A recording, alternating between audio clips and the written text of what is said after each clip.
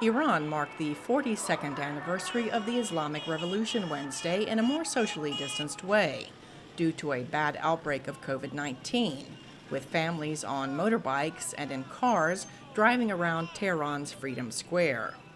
Amid violence in the streets, the 1979 revolution ousted Shah Mohammad Reza Pahlavi, who was backed by the West, and brought Islamists to power. In April of that same year, Iranians voted to become an Islamic republic, a Shiite theocracy. Ayatollah Khomeini became the country's first supreme leader, with final authority on all state decisions. Iranian Foreign Minister Mohammad Javad Zarif hailed the revolution and bashed former President Donald Trump, who withdrew from the Iran nuclear deal and reimposed strict sanctions. Donald Trump betted on the myth that Iran is a nation that can be forced to choose between collapse and submission. We have all seen the outcome of that bet. But Trump was not the first nor the second, but in fact the 7th consecutive US president who has made and lost the exact same wager. But experts told VOA the official celebration is in stark contrast to reality.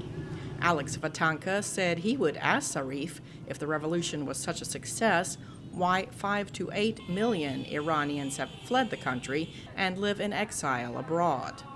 What did they do in Iran since 1979 that resulted in millions of people leaving their homes, their families, their lives, and seek shelter and refuge elsewhere? Jamshid Asadi told VOA Persian that economic conditions continue to deteriorate for the people of Iran. Look at the depreciation of the Iranian currency against the US dollar. Look at the growing inflation throughout the years. Look at the unemployment rate. IT graduates in Iran are among the first unemployed graduates.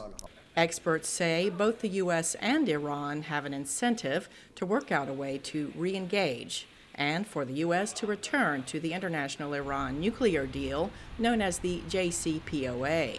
The United States is concerned about the ticking nuclear bomb in Iran, and the Iranians for the first time this week are starting to express a desire not just to have a nuclear program, but to go down the path of having a nuclear weapon. The State Department said the U.S. is urgently consulting with its allies on Iran and could move towards efforts to rejoin the Iran nuclear deal later this month if Iran resumes compliance. The proposition, I suspect, will still be on the table, that if Iran resumes full compliance with the JCPOA, that the United States will be prepared to walk that diplomatic path and to re-engage with the JCPOA ourselves.